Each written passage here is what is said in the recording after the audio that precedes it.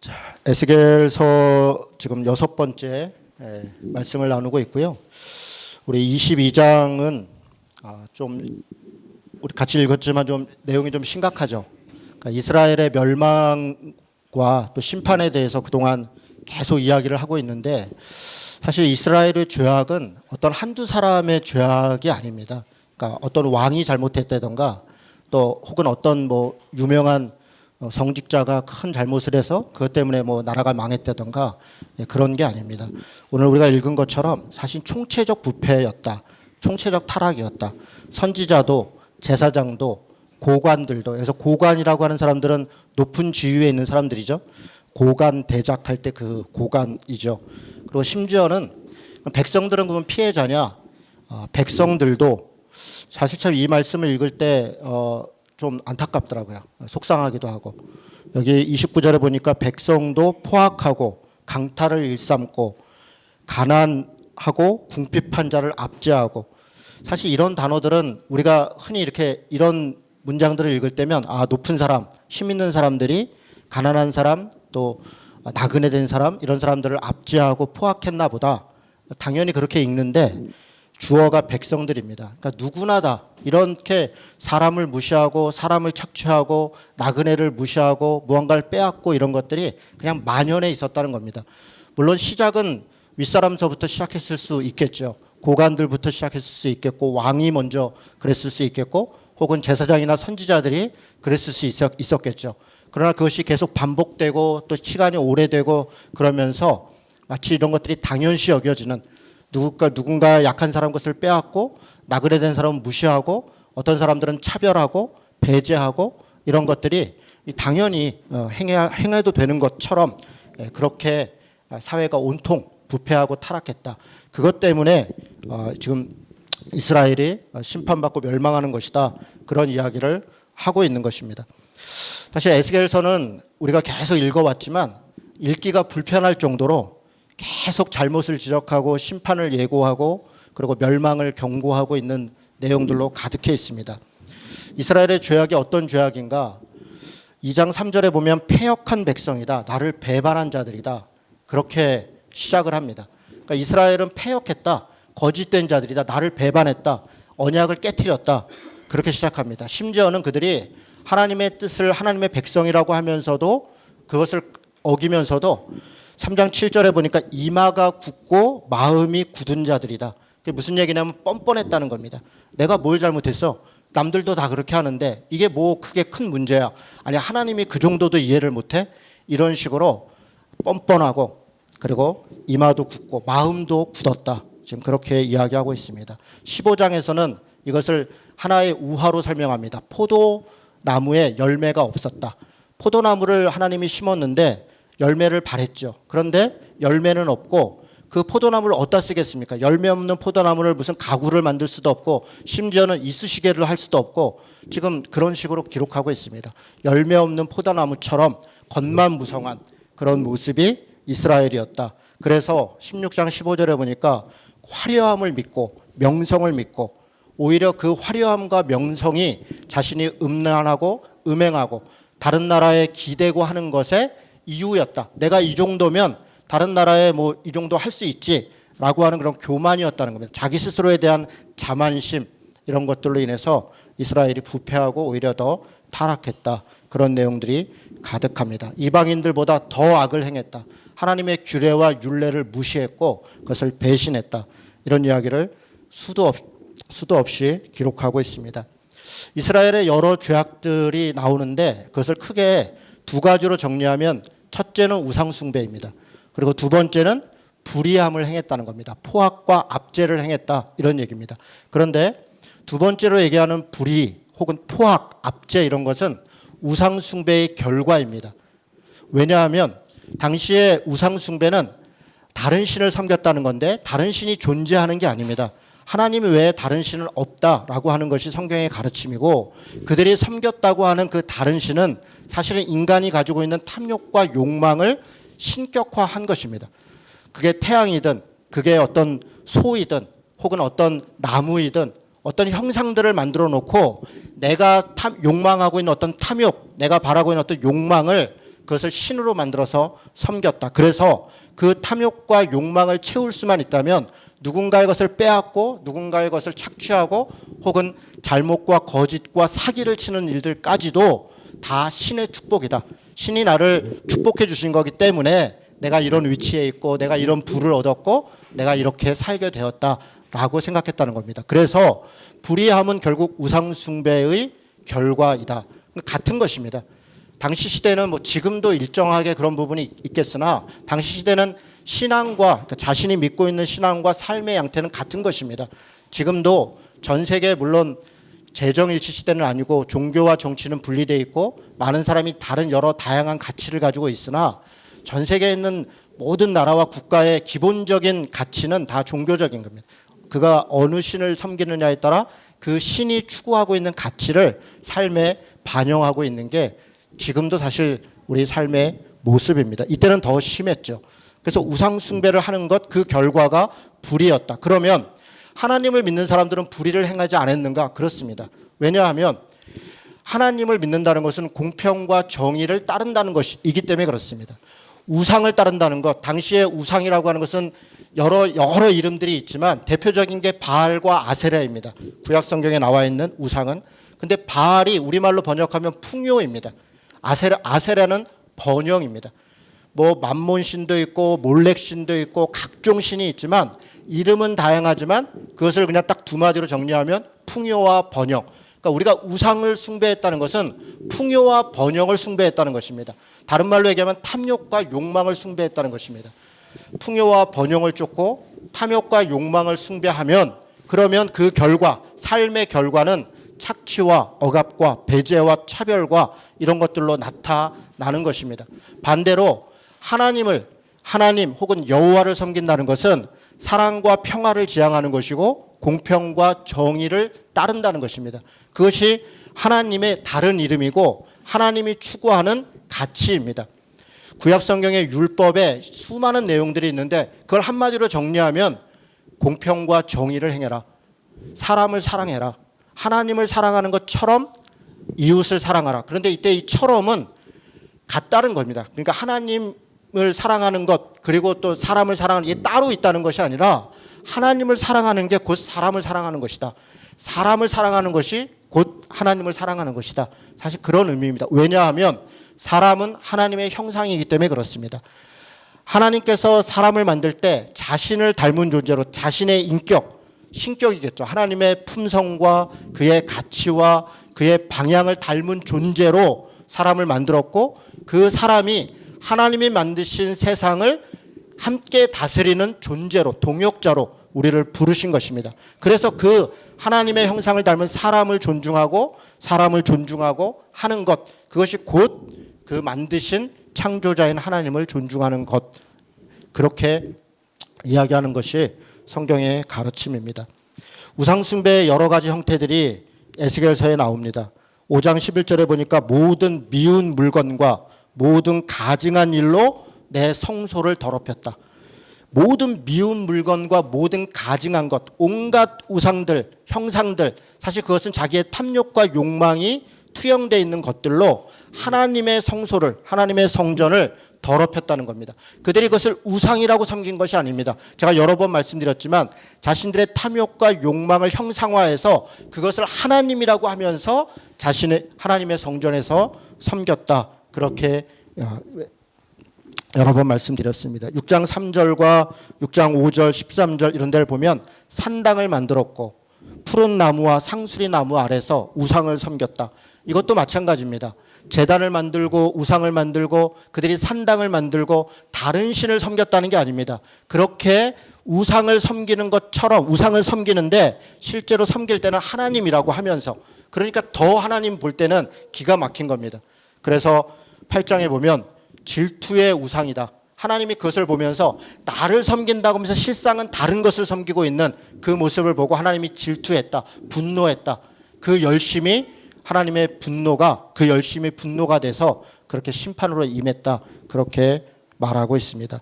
8장 10절은 아예 더 노골적입니다. 하나님의 성전 벽에 각종 곤충과 가증한 짐승과 그런 우상들을 새겼다.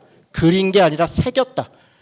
그걸 새겨놓고 하나님의 성전에서 그런 우상들을 섬겼다. 담무스를 위해 애곡했고 태양을 예배했다. 담무스나 태양이나 다 풍요와 번영입니다.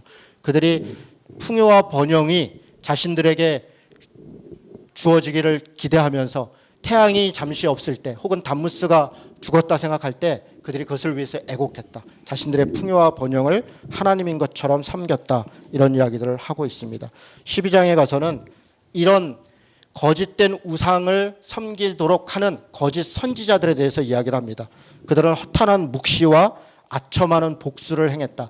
무슨 얘기입니까? 허탄한 묵시라는 것은 사실이 아닌 것, 거짓된 이상들을 선포했다는 겁니다. 내용은 이런 겁니다. 평화가 없는데 평화가 있다라고 이야기했다는 겁니다.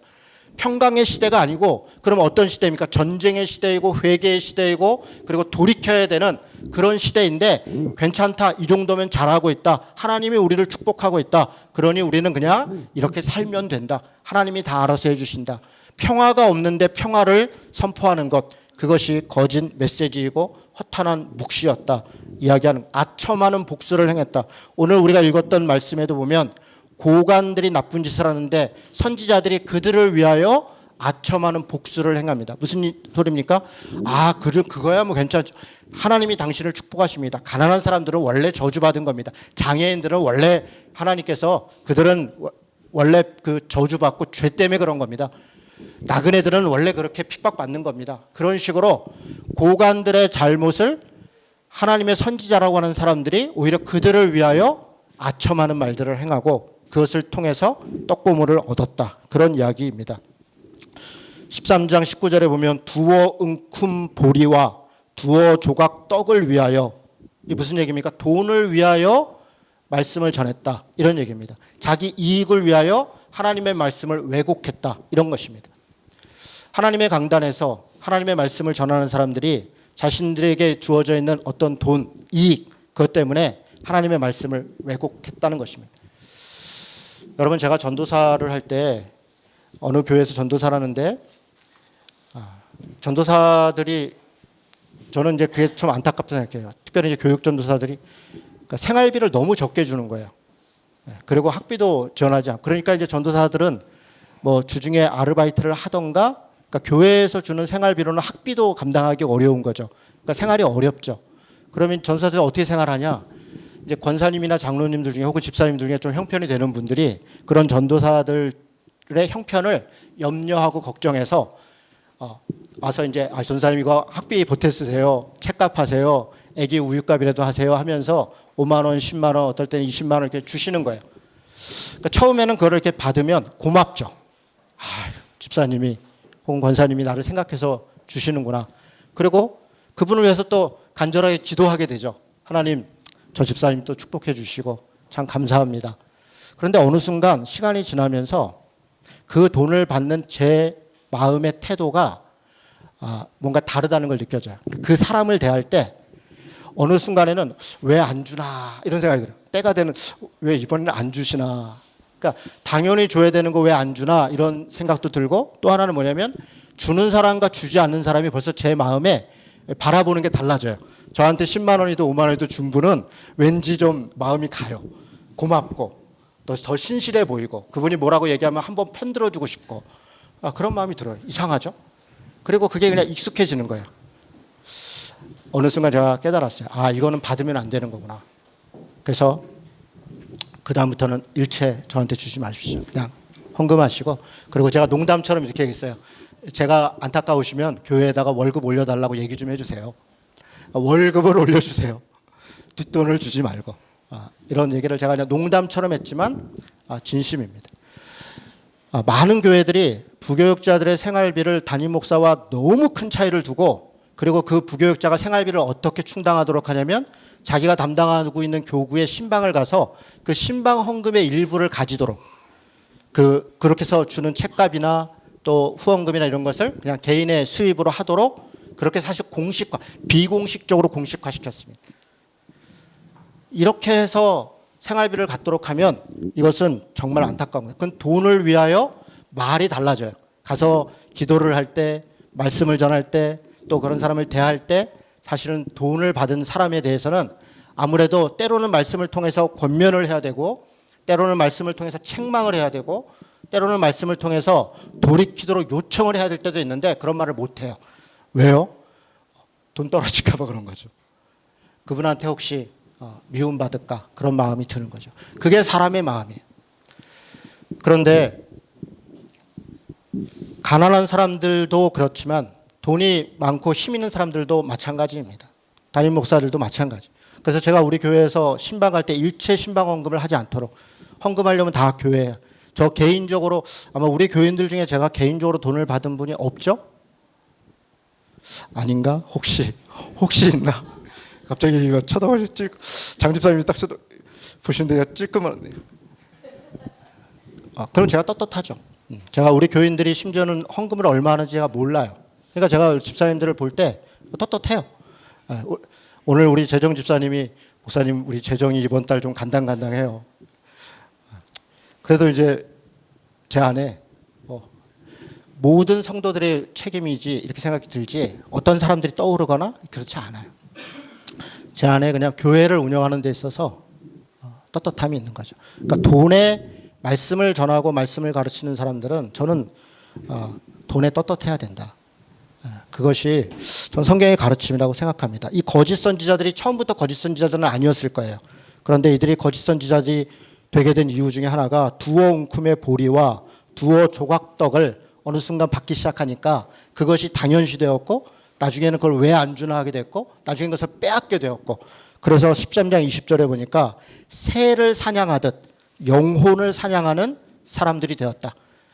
왜 새라 그랬을까요? 이 새는 가장 약한 존재. 당시에 나무가 크면 그 밑에 새들이 깃든다 그랬는데 새는 가장 약한 존재입니다. 그러니까 제물로도 바치지. 가장 가난한 사람들이 바치는 제물이 비둘기예요. 새예요. 그냥 흔하게 있는 것이기 때문에. 그래서 새를 얘기해요. 그러니까 새를 사냥했다는 것은 가장 가난한 사람들의 그 두어 웅큼되는 보리를 빼앗았다는 겁니다. 누가? 선지자들이 하나님의 말씀을 빙자하여 그렇게 사냥을 했다. 그렇게 이야기하고 있습니다. 이런 우상 숭배의 결과는 불의함으로 왔습니다. 7장 19절에 보니까 이런 우상 숭배를 하는 사람들이 이 백성들이 은과 금을 모으기 위하여 사람들을 착취했다. 7장 23절에 보니까 그렇게 빼앗기 위해서 뺏기지 않으려는 사람과 빼앗는 사람들 안에 말할 수 없는 싸움이 벌어지는데 어느 정도 싸움이 시작됐냐면 피 흘리기까지 그 땅에 피가 가득하고 그 성읍에 불법이 가득했다. 사람들이 무언가를 빼앗을 때 착취할 때 내놓지 않으니까 그들을 죽였는데 그 피가 강을 이루었다.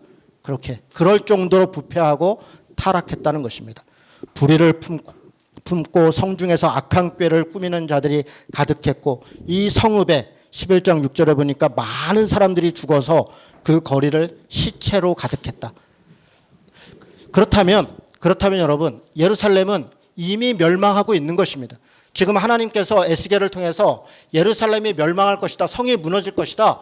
하나님의 예루살렘 성전이 불타 없어질 것이다. 예고하고 있지만 지금 제가 쭉 읽어드렸던 선지자들의 제사장들의 행태와 또 그 결과로 나타난 그 성읍 안에서의 온갖 불의와 그 죽음과 그 폭력과 이런 것들을 생각해 보면 그 성은 겉으로는 멀쩡히 있으나 이미 안으로 무너지고 있는 거예요. 누가 무너진? 사람들이 죽어가고 있다고요. 사람들이 다치고 있다고. 사람들이 차별받고 있다고요. 그렇다면 그 성조차도 사실은 사람이 있어야 그 성이 있는 것 아닙니까? 성이 있어서 사람이 있는 것이 아니라 그 성의 주인은 사람이었다고. 그 성전의 주인도 사람이었다고요. 그런데 사람을 무시하고 사람을 죽이고 이미 성은 무너지고 있었던 것이고 이미 성은 타락해서 멸망과 심판을 향해서 가고 있는 것입니다. 비록 아시리아를 통해서 혹은 바벨론을 통해서 외세에 의해서 결과적으로는 무너졌고 결과적으로는 전쟁에 의해서 그 나라가 멸망했지만 그러나 외세에 의해서 멸망한 것이 아니라 진짜 멸망의 가장 큰 이유는 내부적인 부패와 내부적인 타락과 서로 안에 있었던 포갑과 억압, 배제와 차별이 사실은 스스로를 무너뜨렸다고 해도 과언이 아닌 것입니다. 여러분 예레미야 5장 30절 31절에 보면 이런 말씀이 있어요. 오늘 우리가 읽었던 에스겔 22장 말씀을 딱 한 줄로 요약한 이야기인데요. 이런 말씀입니다. 이 땅에 무섭고 놀라운 일이 있도다. 선지자들은 거짓을 예언하며 제사장들은 자기 권력으로 다스리며 내 백성들은 그것을 좋게 여기니 마지막에는 너희가 어찌하려느냐. 여러분 잘 들렸습니까? 선지자들은 거짓을 예언합니다. 계속 이야기한 겁니다. 제사장들은 자기 권력으로 자기 돈으로 그렇게 제사를 하고 오히려 사람들을 다스렸습니다. 계속 이야기한 겁니다. 가장 놀라운 것은 맨 마지막 구절입니다. 내 백성들은 그것을 좋게 여긴다. 거짓 선지자들이 거짓으로 나에게 좋은 소리를 평화하다, 괜찮다, 축복한다, 하나님이 도와주실 것이다, 그 정도면 너는 잘하는 것이다, 그런 이야기를 할 때 좋게 여기더라. 아, 그래, 그런가 보다. 제사장들이 거짓된 것으로 자기를 다스리고 자신에게 있어서 돈과 이런 것들로 제사를 대신하고 그렇게 해도 그걸 분별하지 않고 좋게 여기더라. 그러니 마지막 때에는 너희가 어찌하겠느냐. 이렇게 통탄하고 있는 것입니다. 고린도후서 11장 19절 20절에도 비슷한 말씀이 있습니다. 죄송합니다.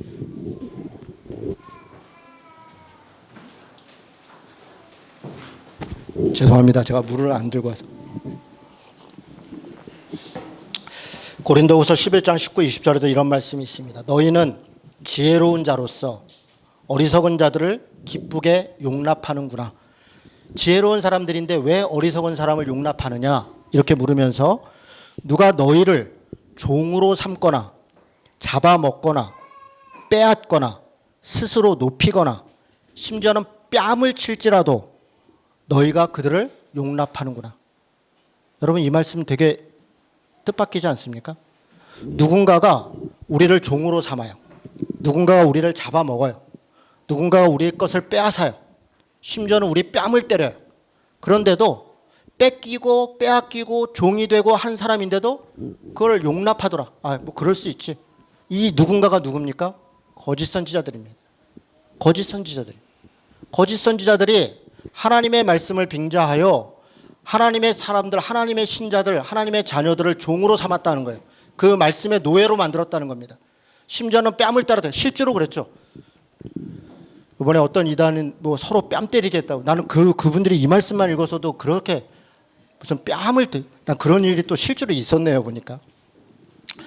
그렇게 억압하고 인격을 모독하고 하나님의 말씀을 빙자하여 그 말씀의 종을 만들고 자유하지 못하도록 하는데도 문제는 그것을 용납했다는 겁니다. 우리가 용납하고 있다. 그러니 노예가 되는 것입니다.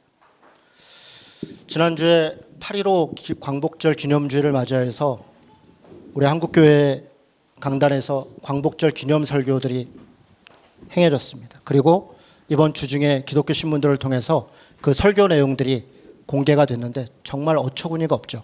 여러분도 아마 접한 분들은 접했을 겁니다. 김양재 목사라는 분은 큐티 운동을 통해서 교회를 성장했고 그리고 교회를 건축했고 지금도 여자 목사님이지만 한국교회의 중요한 역할을 하는 분입니다. 그런 분이 광복절을 맞이해서 일본이 할 만큼 했다. 일본을 배상할 만큼 배상했다. 그러면서 우리가 이렇게 하는 것은 좌파 정권 때문에 지금 일본과 관계를 하는 것이다. 일본이 이런저런 어려움 가운데 우리를 이렇게 잘 살게 해줬고 도와줬고 했는데 우리가 오히려 도발하고 있다. 이런 식의 이야기들을 잠깐 지나가면서 한 게 아니라 설교의 3분의 2 이상을 여러 데이터를 가지고 얘기했는데 다 가짜 뉴스입니다. 다 가짜 뉴스. 하나도 맞는 게 없어요. 그런 것을 강단에서 말씀이라고 전하는데 수천 명의 사람들이 아멘 하고 심지어는 제가 그것을 비판하는 것을 페이스북에 달았더니 그 교회 신자가 우리 목사님이 그런 의도로 한 그런 의도가 아니 눈이 있으면 읽어보면 알지요. 들어보면 아는 것 아닙니까? 그렇게 해도 용납하는도다. 무슨 짓을 해도 받아들이니 마지막 때는 너희가 어찌하려느냐. 홍정길 목사님이라고 정말 저도 존경하고 그분이 사실 존경받을 만한 분이시죠. 그런 어른이 건국절을 이야기를 하시면서 1948년도에 우리 8월 15일에 이승만 대통령이 우리나라를 건국했지 1911년도 4월 11일에 임시정부가 그때는 그냥 비유하자면 임신한 것 아니냐. 애를 낳지도 않았는데 어떻게 생일잔치를 하냐. 그러니까 그거는 대한민국의 건국이라고 할 수 없고 그냥 과정이라고 해야 되지 않느냐라고 하면서 길게 설명을 했어요. 다 가짜뉴스입니다. 여러분 임시정부가 우리 대한민국의 역사가 아니라면, 그렇다면 우리는 나라가 없었던 것이고, 일제시대에 그럼 우리가 나라를 뭘 빼앗긴 게 아니잖아요. 나라가 없는데 무슨 나라를 빼앗깁니까? 나라를 빼앗긴 대한민국 국민들이 아닌데 독립운동을 한 사람들은 불의를 행했다는 것입니까? 그런 말도 안 되는 어처구니 없는, 더군다나 나라를 당시 정부를 수립했던 1948년 정부를 수립했던 이승만 대통령조차도 자신이 공식 문서에 혹은 미국에 보낼 때 자신이 그때를 건국 30주년이다. 그 1948년이 건국 30주년이다. 1911 임시정부를 우리가 잇고 있고 대한민국 건국 30주년에 우리가 정부를 수립했다. 이렇게 본인도 포함 설명을 하고 있는데 왜 우리들은 우리의 역사를 그렇게 왜곡하고 있는지, 그것을 또 목사님이 강단에 서서 이야기를 하는지 저는 도대체 이해할 수가 없습니다. 그 목사님들이 거짓 선지자라고 제가 단언해서 얘기할 수는 없습니다. 그러나 그분들이 전했던 메시지는 결단코 잘못된 것입니다. 지금 우리가 일본과 불편한 관계에 있는 것은 우리가 일본에 도발한 것이 아닙니다. 일본은 지금도 우리를 식민지로 여기고 있는 것이고, 일본은 지금도 우리에게 부당한 것들을, 자신들의 잘못을 인정하지 않고 한일 합방을 하고 늑약을 했던 것을 불법이 아니라고, 그것은 국제적 관례에 의해서 합법적으로 행한 것이라고 그렇게 주장하기 때문에 잘못이 아니라고 주장하고 있는 거예요. 그런 관점에서 그들은 자신들이 징병을 끌고 갔던 혹은 성노예로 여성들을 사용했던 그것은 자기들의 합법적 권리였다라고 주장하고 있는 것입니다. 그것을 어떻게 우리가 받아들일 수 있습니까? 대한민국 국민이 대한민국 주권을 잃어버렸고 대한민국 주권을 위해서 독립운동을 했고 지금도 우리 주권을 세우기 위해서 싸우고 있는 것인데, 그것을 폄하하고 그것을 이야기하는 것을 어떻게, 아무리 하나님의 말씀에 그런 내용이 기록되어 있지 않다 할지라도 어떻게 목사들이 저는 그렇게 설교를 하고 그렇게 이야기를 한, 더군다나 하나님의 말씀을 빙자하여 한다는 것은 도저히 받아들일 수 없습니다. 이것은 우리 스스로 우리 나라를 무너뜨리는 것이고, 지난주에 설교한 것처럼 뿌리를 흔드는 것입니다. 뿌리는 대한민국이고 국민들입니다. 국민들의 감정을, 국민들의 주권을 흔들면서까지 어떻게 우리가 하나님의 은혜를 받았다라고 합니까? 더 제가 기가 막혔던 것은 일제시대의 그 결과는 하나님이 주신 것인데, 그 결과로 우리 교회를 주시기 위하여, 우리는 독립전쟁을 싸우지도 않았고, 그런데 하나님이 갑자기 우리에게 독립을 주셨고 또 우리에게 교회를 이렇게 부흥시켜 주셔서 하나님이 우리에게 믿음을 주셨다. 이런 식으로 결론을, 이동원 목사님이 그렇게 결론을 냈는데 정말 어처구니가 없어요. 40년 동안, 36년 동안 수많은 사람들이 싸웠습니다. 친일파들과 평범한 사람들이 싸우지 못했던 것이지 많은 사람들이 독립을 위해 싸웠고 지금도 싸우고 있는 것입니다. 자신들은 그때도 싸우지 않았던 사람들 지금도 싸우고 있지 않은 것입니다. 우리의 독립은 외세에 의해서 주어진 것이 아니라 우리 안에 수많은 사람들이 싸우고 우리 스스로 독립을 원했기 때문에, 그래서 외세도 우리를 도와준 것입니다. 그들이 우리 스스로 독립을 하기를 원하지 않는데 어찌 우리나라를 와서 독립시켜준단 말입니까? 수많은 사람들이 목숨을 걸고 자기의 재산을 걸고 자기의 젊음을 바쳐서 나라의 독립을 위해 싸웠기 때문에 그 결과로 많은 사람들이 우리 독립을 도운 것이고, 우리 스스로의 싸움의 결과가 해방이었고 광복이었는데 어떻게 이렇게 무책임한 얘기들을 하고, 그리고 그런 불행과 그런 고통의 결과가 교회의 부흥이라면 이따위 교회의 부흥이 무슨 부흥입니까? 수많은 사람들의, 노동자들이 고통받고 인권이 비참하게 타락받고 수많은 사람이 고난을 받을 때 국가가 돈만 많아지고 교회가 성장했다고 해서 그것이 하나님의 은혜라고 얘기한다면 그 수많은 고통받은 사람들한테 미안하지 않습니까? 교회 성장이라는 것 혹은 국가의 성장이라는 것, 국력이라는 것, 이게 이코로 하나님의 은혜다라고 얘기하는 것은 정말 천민자본주의입니다. 그거야말로 바알과 아세라를 섬기는 것입니다. 하나님을 섬기는 게 아닌 것입니다. 여러분, 예수를 믿는 나라, 기독교를 믿는 나라는 잘 살고 그렇지 않은 나라는 가난하다? 말도 안 되는 얘기입니다. 여러분, 아프리카의 수많은 나라들이 가난하지만 기독교 나라들이 굉장히 많습니다. 잠비아 같은 나라들은 90%가 다 기독교인들입니다. 우리보다 훨씬 더 신실한 기독교인들이에요. 거기가 비록 가난하다 할지라도 그 나라가 가난하기 때문에 하나님의 저주를 받은 것입니까? 그들이 믿고 있는 믿음은 무엇이란 말입니까? 미국이라는 나라가 저렇게 잘 살고 있는데 그것이 하나님의 은혜라고요? 그럼 저렇게 저 천민자본주의로 저렇게 수많은 나라들을 괴롭히고 있는 트럼프가 하루에 130번 거짓말을 했다 그래요. 취임한 이후에 12,000번 거짓말을 했다 그래요. 뉴욕타임즈가 이렇게 보도를 했더라고요. 그렇게 거짓말을 하고 성폭행을 하고 다른 사람, 난민들을 차별하고 여성을 비하하고 그런 사람이 기독교인이고 그가 백악관에서 성경 공부 모임을 하고 있기 때문에 그게 기독교인의 모습이라면 저는 그런 기독교는 우리가 믿는 기독교가 아니라고 생각합니다. 그것은 성경이 가르치는 기독교가 아닙니다. 여러분, 예수를 믿으면 다 복받는, 소위 부자가 되고 지식인이 되고, 여러분 그렇지 않습니다. 어떤 외형적인 것들이 믿음의 결과도 아니고 그것이 우리가 추구할 바도 아닙니다. 오히려 예수를 믿는 결과는 고난과 아픔 가운데 포기하지 않고 낙심하지 않고 절망하지 않고 하나님을 바라보고 믿음으로 살아가는, 희망을 놓지 않는 것입니다. 일제시대 같은 때, 그럴 때 이것은 그냥 어쩔 수 없는 거야, 이건 역사의 흐름이야 라고 체념하는 것이 아니라 끝까지 국민의 주권을 위해, 자존심을 위해, 사람들의 자유와 생명을 위해 싸우는 것, 그게 복음을 가진 사람들의 자세인 것입니다. 누군가가 독재를 행하고 뺨을 때리고 뭔가를 빼앗고 그런 짓을 할 때 그렇지 않습니다. 나는 싫습니다. 나는 하지 않겠습니다. 거절하는 것, 그게 복음의 능력이고 그게 복음의 역사인 것입니다. 그것이 우리 기독교인들이 지금까지 살아왔던 역사였고 전 세계의 기독교의 역사이고 우리 한국 교회의 역사 중에 자랑스러운 역사가 있는 것입니다.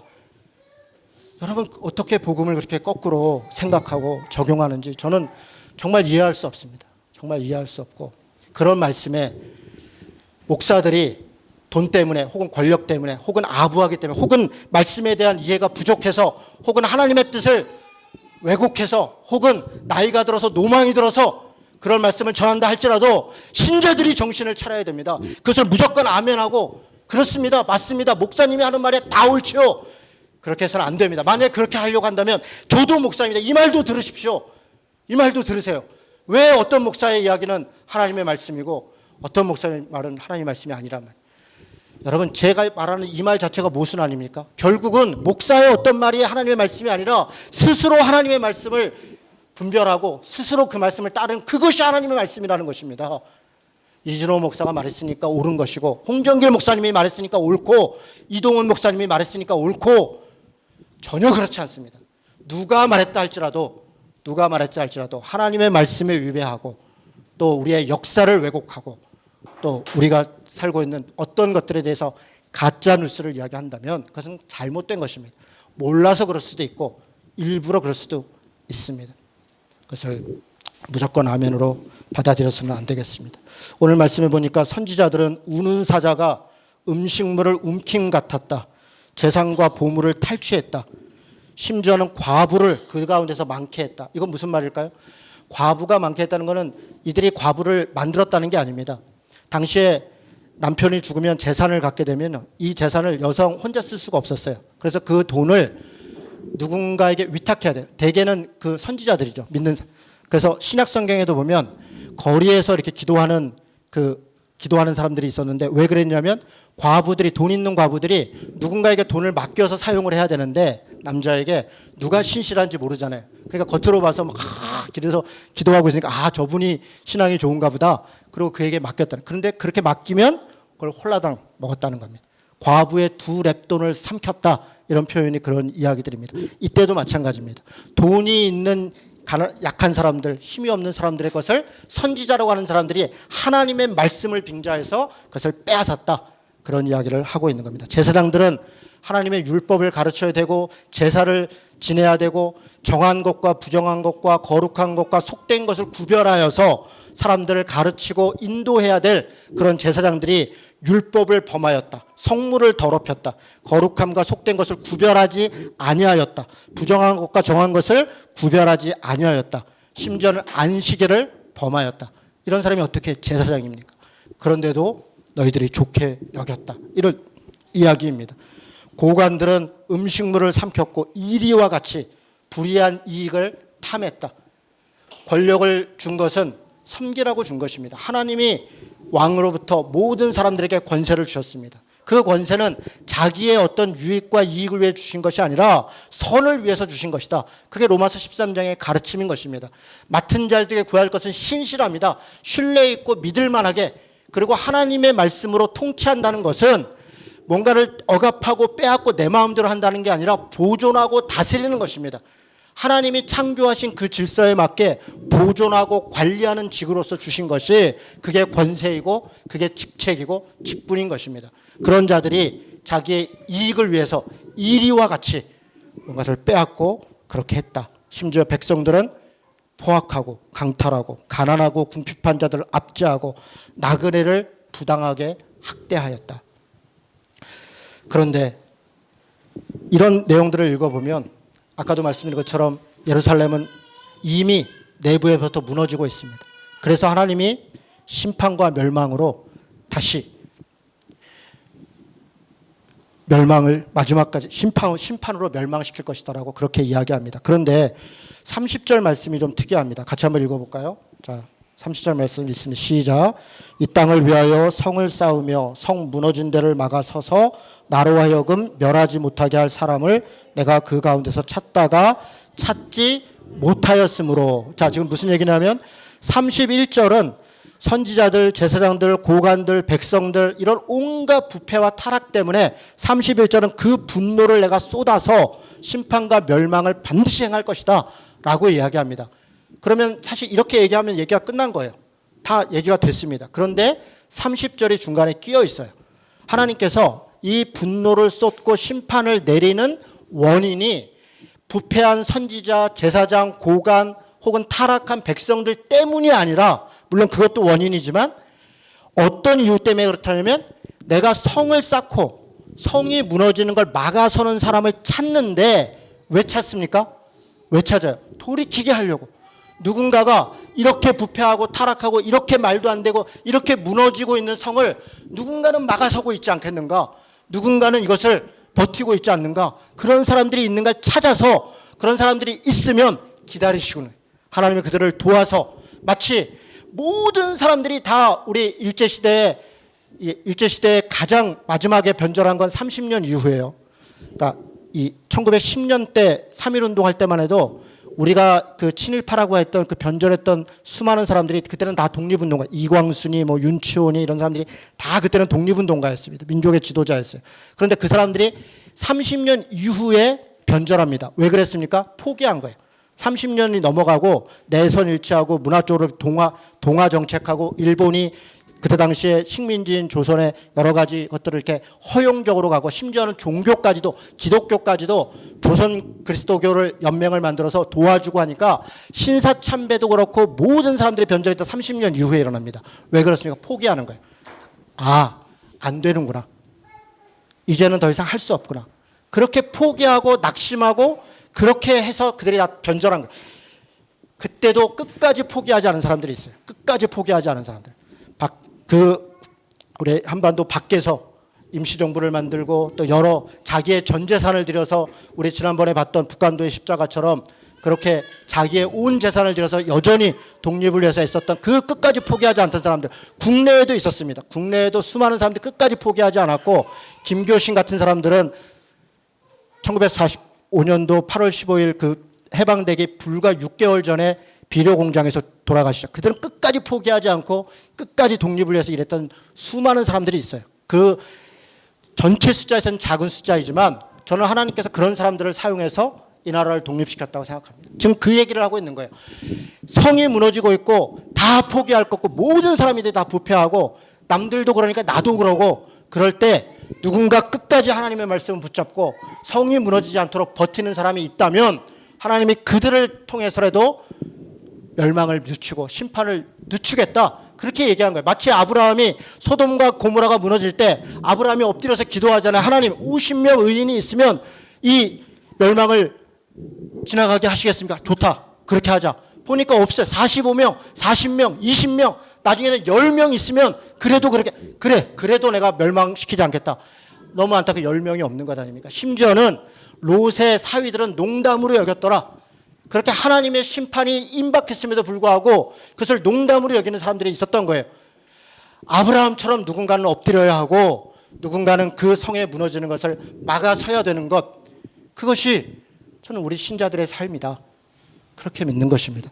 지금 하나님이 우리에게 말씀하시는 것은 이렇게 부패하고 이렇게 타락했으니까 너희가 이렇게 멸망할 거야, 그 결론을 말씀하시는 건 아닙니다. 지금 말씀하신 그러니 돌이키라는 겁니다. 그러니 하나님 앞에 회개하라는 겁니다. 지금이라도 다시 하나님 앞에 돌아오라는 것입니다. 그리고 그 한 사람을 찾고 있는 겁니다. 하나님의 말씀을 따라 자신의 손해를 감수하면서 때로는 자기의 목숨을 들여서라도 하나님의 교회와 또 자신의 삶의 자리를 지키기 위하여 버티는 누군가가 필요하다는 겁니다. 저는 우리 대한민국이 지금 이렇게 잘 살게 되었고 또 여러 부분에서 민주주의가 인권이 이렇게 신장된 것은 그 부패한 사람들의 어떤 것들이 아니라 이 성이 무너지는 것을 막아섰던 수많은 사람들, 각 분야별로 그 수많은 사람들의 힘이, 그 은혜가 저는 우리 대한민국을 지금까지 지켰다고 생각합니다. 단지 성이 무너지는 걸 막고 있었던 게 아니라 여기 보면 성을 쌓았다. 그냥 막고만 있는 게 아니라 새로운 희망을 만들어가고 새로운 샘물을 만들어가는, 포기하지 않고 끝까지 도전하고, 그것이 각 분야별로 있었기 때문에 저는 우리 대한민국이 지금 이 정도까지 있고 우리 대한민국의 교회가 그래도 여기까지 있다라고 생각합니다. 우리 성도분들에게도 부탁드리고 싶습니다. 여러분의 삶의 자리가 어디입니까? 그 직장이든 가정이든 혹은 어떤 교회이든 어떤 사회이든 그곳에서 성을 쌓는 사람이 되어야 됩니다. 포기하고 낙심하고 선지자, 제사장, 고관, 백성들 이런 부류에 여러분들이 껴있어서는 절대로 안 되겠습니다. 여러분들이 있어야 될 자리는 성을 쌓는 자리, 성이 무너지는 것을 버티고 막는 자리, 그것 때문에 때로 왕따를 당하고 그것 때문에 때로 오해를 받고 어떤 면에서 손해를 보다 할지라도 저는 우리 교회 신자들이 그런 일들을 간증하고 그런 것 때문에 괴로워하고 그것 때문에 기도를 부탁하고 서로 손을 잡아주고 정말 그럴 수 있다면 저는 우리 교회가 자랑스러울 것 같습니다. 마지막으로 얘기하고 마치겠습니다. 제가 대학을 다닐 때 아세아연합신학대라는 데를 다녔습니다. 아세아연합신학대는 양평에 있습니다. 그런데 야간이 개설이 됐어요. 저는 야간 신학생이었습니다. 야간을 어디다 개설했냐면 충정로에다 개설을 했습니다. 제가 1학년이 지나고 2학년이 됐을 때 알았습니다. 그 충정로에 그 야간 과정을 한 것은 그게 불법이에요. 원래 양평에다가 인가를 받아놓고 충정로에서 학생들을 가르친 거예요. 그 편법을 한 거죠. 그걸 그렇게 할 수 있었던 것은 그 전에 교육부 장관을 했던 한 장로님이 있었는데 소천하신 분이라 제가 성함은 얘기하지 않겠습니다. 그분이 압력을 넣어서 교육부에 모른 척하게 한 거예요. 그래서 그냥 일종의 특혜를 받고 있었던 겁니다. 저는 그 특혜를 받은 사람입니다. 만약에 양평에 야간 신학교가 있었고 그랬다면 저는 그 학교를 못 다녔을 거예요. 저는 동두천서부터 학교를 다녔거든요.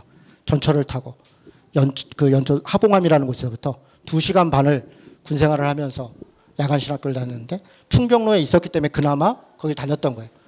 그런데 제가 2학년이 됐을 때 그게 불법인 걸 알았어요.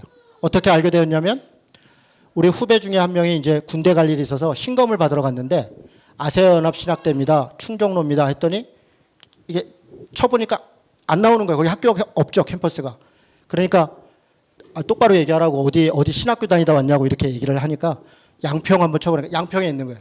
그래서 신검을 받고 와서 저한테 그 얘기를 해요. 제가 그때 총학생회를 하고 있었는데 그러면서 자기가 너무 창피했다고. 그 신검 하는 분한테 너무 창피해. 제가 그 말을 듣고 저도 너무 창피했어요. 신학생이 하나님의 말씀을 배우고 가르치고자 하는 사람이 이렇게 불법과 편법과 이런 특혜를 이걸 어디다 말을도 할 수 없는 이런 상황이 있다는 것이 저 용납되지 않았습니다. 그래서 그날로 제가 학교 여기 문 닫고 양평으로 옮기십시오. 그렇게 이야기를 했습니다. 그렇게 얘기한 순간 제가 그때 당시 학생회장이었는데 그 전에 제가 제법 인기가 좋은 학생회장이었습니다. 제법. 등록금 문제를 해서 하여간 학생들한테 현금으로 5만 원씩 돌려줄 정도로 제가 싸움에서 이겼으니까 학생들이 제가 인기가 얼마나 좋았겠어요. 와, 이준호 전사 역시 이준호 회장 일 잘한다. 그렇게 절대적 지지를 받고 있었어요. 그런데 제가 우리 학교가 편법이니 양평으로 야간도 옮겨야 됩니다라고 말하는 순간 모든 지지가 다 끊어졌습니다. 심지어는 저랑 같이 총학생회라는 18명 임원들 중에 우리 부총학생회장을 포함해서 모두가 다 선배 나는 그거는 동의 못해. 우리가 이게 하나님의 은혜로 여길 다니는데 이게 뭐 그러면서 이제 합리화하는 것, 또 사정이 있고 거기 아니면 못 다닐 사람들이 있고. 그래서 제가 교육부를 찾아갔습니다. 교육부에 찾아가서 당신들도 이걸 인가해주고 모른 척 했으니 지금 입학한 사람들은 여기서 다 졸업시켜달라. 이거는 반드시 해줘야 된다. 그렇게 이야기를 하고 학교에 와서 교육부에 그렇게 얘기를 했으니 더 이상 여기서 받아서는 안 된다. 그랬더니 우리 총장님이 저한테 막 거의 쌍욕하듯이 막 제가 그래도 끝까지 그랬더니 학생들도 지지 안 하고 교수님들도 다 쟤는 왜 저러냐 그래서 제가 1층에 앉아서 단식을 했습니다. 혼자 앉아갖고 현수막을 걸고 불법 신학생 될 수 없다. 원시시켜라. 새벽 4시가 되니까 교수님들이 퇴근을 안 하고 계시다가 내려오셔서 진호야 얘기 좀 하자. 그래서 어떻게 하자는 거냐. 1학년 들어온 애들까지는 여기서 졸업시켜 주십시오. 그리고 양평으로 다음 학년부터 받으십시오. 그랬더니 결국은 그렇게 됐어요. 어쨌든 그렇게 됐는데 욕을 엄청 먹었습니다. 선배들로부터는 지금도 제가 동창회 가면 저를 아는 체도 안 합니다. 후배를 없앴다. 아세연합 서대문 캠퍼스의 충정로에 후배를 없앤 사람, 또 공부할 수 있는 기회가 있는 사람들을 단절시킨 사람, 그걸 옮기는 바람에 과를 하나 없앴거든요. 그러니까 학교 입장에서는 손해를 이만저만하게 한 사람이 아닌 거예요. 저도 제가 졸업할 때 진짜 갖은 이게 그런 것들을 받고 간신히 졸업을 했습니다. 뭐 징계도 받았죠. 징계도 받고 이렇게. 그런데 반전이 있었습니다. 물론 반전이 없었어도 저는 그렇게 했을 것이고 다시 그때로 돌아가면 그렇게 했을 겁니다. 반전은 몇 년 전에 학교를 갔는데 오래 있었던 직원이 저를 붙잡더니 이 목사님 잠깐만 나 좀 보여. 큰일 날 뻔했다고. 왜요? 그러니까 김삼환 목사가 자기 부목사를 우리 학교의 총장으로 보냈어요. 그 중간에 제가 졸업한 이후에. 그랬다가 학교를 사유화하려고 그것 때문에 학교가 분란이 나서 엄청난 일들이 벌어졌어요. 학생들이 유급당하고 그런 일들이 벌어졌어요. 그때 교육부에서 너무 그러니까 학내 사태가 심각하고 학생들이 유급되고 그러니까 특별 조사를 내려왔답니다. 그랬더니 서대문이 평생교육관으로도 허락을 안 받았는데 평생교육관을 하고 있고 야간 학생들을 거기서 했던 기록을 4년 동안 했던 기록이 다 있는 거예요. 그러니까 불법을 행한 거죠. 교육부에서 아세연합 신학대 학교 인가 취소 명령을 내렸어요. 공문을 내렸는데 학교에서 답변을 어떻게 했냐면 그랬지만 그때 우리가 다시 양평으로 돌리고 개선을 위해서 이렇게 노력했다. 그래서 지금도 노력하고 있다. 그러니 인가 취소는 취소해달라. 그러니까 다른 행정적 조치는 다 받겠다. 그래서 지금 충정로는 지금 아무것도 안 하고 있어요. 거기는 평생학습도 안 하고. 그래서 인가 취소가 취소됐어요. 그리고 지금 학교를 하고 있습니다. 그 얘기를 우리 그 직원이 저한테 하면서 이 목사 아니었으면 학교 없어질 뻔했다고. 제가 감사하더라고요. 결과적으로. 제 동기들, 제 선후배들은 아직도 그 사실을 모르지만 여전히 저는 나쁜 사람이지만 또 혹시 그렇게 되지 않았다 할지라도 저는 그렇게 할 것이지만 그러나 역사는 물론 다 정의롭게 결정나고 끝나지 않지만 누군가 옳은 것을 위하여 끝까지 싸우고 버티고 성을 쌓고 성을 막는 일을 버티는 사람들을 통해서 저는 하나님께서 그 역사를 인도하신다고 믿습니다. 이 땅에서 완전히 이루어지지 않는다 할지라도 우리가 믿기로는 영원한 하나님 나라가 있잖아요. 반드시 하나님의 나라에 옳고 그름이 가려질 것이고 옳은 것은 옳은 것대로 불의한 것은 불의한 것대로 심판받을 것이고 우리가 하나님 나라에 가는 것은 물론 우리의 옳음 때문에 가는 것은 아니고 주님이 우리를 위해서 십자가를 지고 그 성을 쌓고 성을 막는 사람으로서 예수님이 역할을 하셨기 때문에 우리가 하나님 나라를 가지만 그러나 하나님 나라에 가서도 여전히 옳은 것은 옳은 것일 것이다. 불의한 것은 불의한 것일 것이다. 그 일을 위해서 우리가 사는 것이 우리 신자들의 삶일 것이다. 저는 그렇게 믿습니다. 우리 성도 여러분, 각자의 삶의 자리에서 성을 쌓고 무너진 데를 막는 사람으로 살아가시기를 주님의 이름으로 부탁드리고 축원합니다. 아멘.